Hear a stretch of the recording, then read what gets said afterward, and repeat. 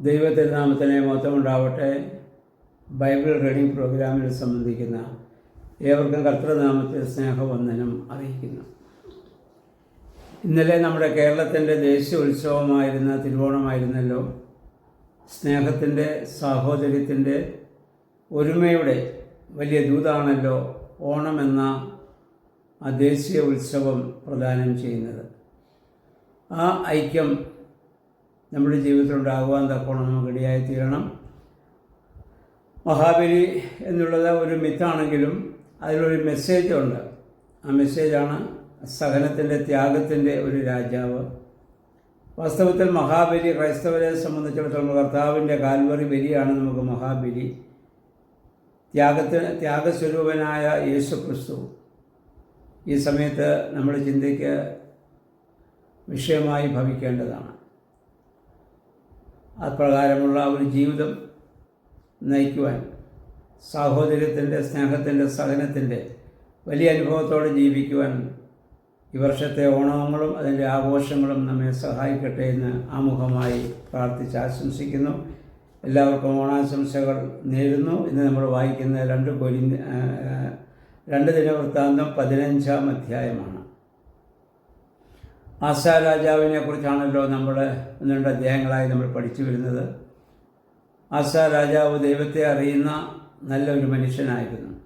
അങ്ങനെ ദൈവം അവനോട് കൂടെ ഇരുന്ന് മറ്റ് രാജ്യങ്ങളുടെ യുദ്ധം ജയിക്കുവാൻ അദ്ദേഹത്തിന് സാധിക്കുകയാണ്. 10,000 പടയാളികളുമായി വന്നവരെ വളരെ നിസ്സാരമായി തോൽപ്പിക്കുവാൻ അദ്ദേഹത്തിന് സാധിച്ചു എന്ന് നമ്മൾ കണ്ടു.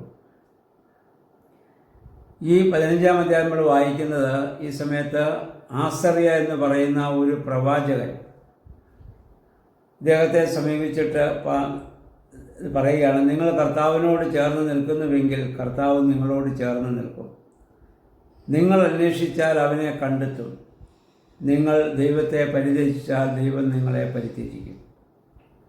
ഇങ്ങനെ വന്ന ഈ രാജാവിനോട് പറയാനുള്ള കാരണം, ആസാരാവിന് പറയാനുള്ള കാരണം, അദ്ദേഹം താമസമിന ദൈവത്തെ പരിത്യജിക്കുമെന്ന് അറിഞ്ഞുകൊണ്ട് ദൈവം ഈ പ്രവാചകനെ വിട്ട് മുന്നറിയിപ്പ് അവിടെ നൽകുകയാണ്.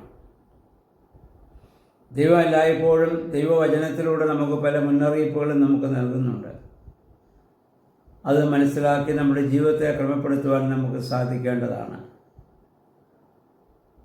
അതിൻ്റെ 3-ാം മുതലുള്ള വാക്യങ്ങൾ നമ്മൾ വായിക്കുന്നു.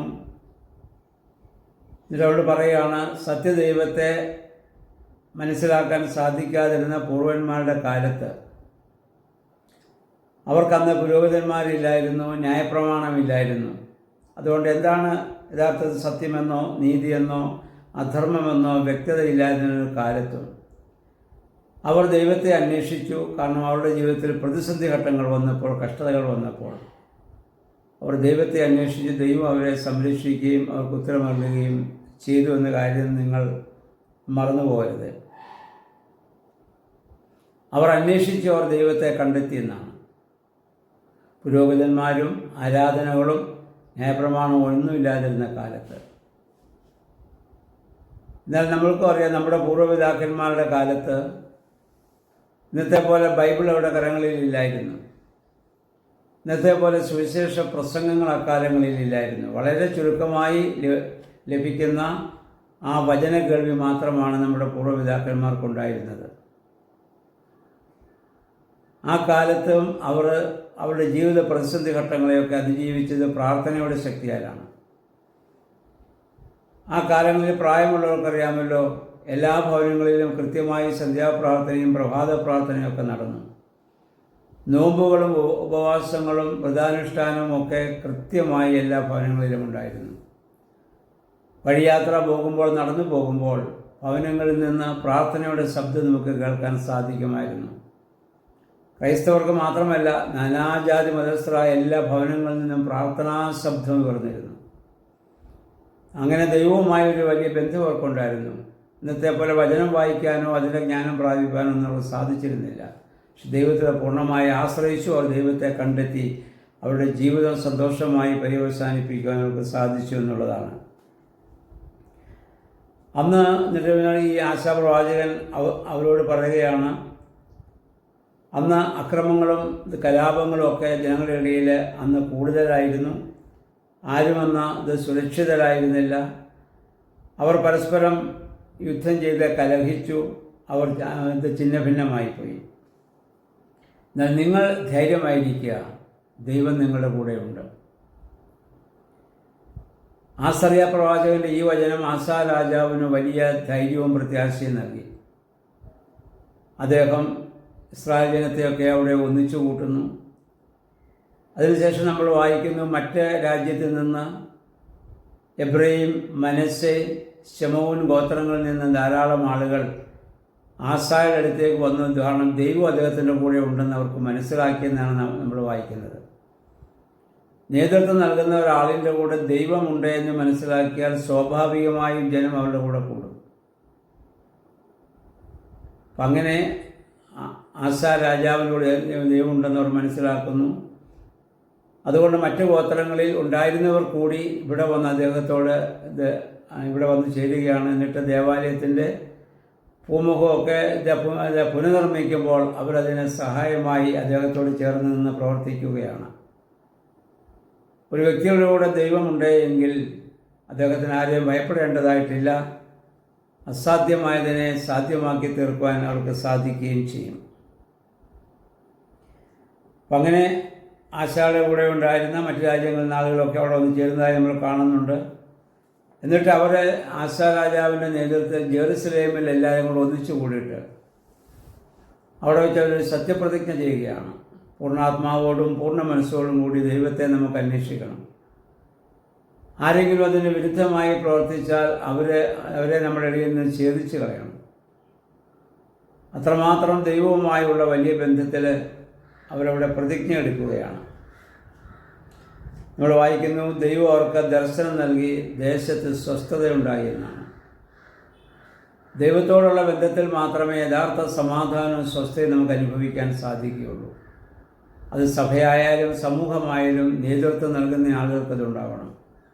അപ്പോൾ മാത്രമേ സഭയിലോ സമൂഹത്തിലോ സ്വസ്ഥത ഉണ്ടാവുകയുള്ളൂ. ആ സ്വസ്ഥതയുടെ അനുഭവത്തിന് വേണ്ടി നമ്മൾ പ്രാർത്ഥിക്കുക. ദൈവമേ, നഷ്ടപ്പെട്ടു പോയ ശാന്തി സമാധാനം സഭയിലേക്ക് സമൂഹത്തിലേക്ക് കടന്നു വരാൻ ഇടയാകണമേ എന്ന് നമുക്ക് പ്രാർത്ഥിക്കാം. 16 വാക്യം നമ്മൾ വായിക്കുന്നു, ആസായുടെ വല്യമ്മ മാഖ അസേര പ്രതിഷ്ഠകളുടെ അസേര ദേവിയുടെ പ്രതിഷ്ഠയുണ്ടാക്കി. അപ്പോൾ ആസാ രാജാവ് ചെയ്തത്, അമ്മ റാണി എന്ന പദവിയിൽ നിന്ന് അവരെ അവിടുന്ന് നീക്കം ചെയ്തു. വല്യമ്മയാണെങ്കിൽ പോലും സത്യദൈവത്തെ ഉപേക്ഷിച്ച് മറ്റൊരു ദൈവത്തെ ആരാധിക്കുന്ന സമയം വന്ന ആ ഒരു സാഹചര്യം വന്നപ്പോൾ അമ്മ റാണി എന്ന പദവിയിൽ നിന്ന് അവരെ തള്ളിക്കളയുകയാണ്. അത്രമാത്രം ദൈവത്തിൽ അദ്ദേഹം പൂർണ്ണമായി വിശ്വസിച്ചു എന്നുള്ളതാണ്. 17 വാക്യം നമ്മൾ വായിക്കുന്നു, പൂജാരികളെ പൂർണ്ണമായി ഇസ്രായേലിൽ നിന്ന് നീക്കം ചെയ്തില്ല എങ്കിലും ആസാ തൻ്റെ ജീവിതകാലം മുഴുവൻ അവൻ ജീവിത വിശുദ്ധി പാലിച്ചു എന്ന് നമ്മൾ വായിക്കുന്നത്. ജീവിതകാലം മുഴുവൻ ജീവിത വിശുദ്ധി പാലിക്കുക, അത് അത്ര എളുപ്പമുള്ള ഒരു കാര്യമല്ല. വളരെയധികം പ്രയാസകരമായ ഒരു കാര്യമാണ് ജീവിതകാലം മുഴുവൻ ജീവിത വിശുദ്ധിയോടെ ജീവിക്കാൻ സാധിക്കുക എന്നുള്ളത്. ദൈവം നമ്മളിൽ നിന്ന് പ്രതീക്ഷിക്കുന്നത് മാത്രം ദൈവത്തെ അന്വേഷിക്കുക.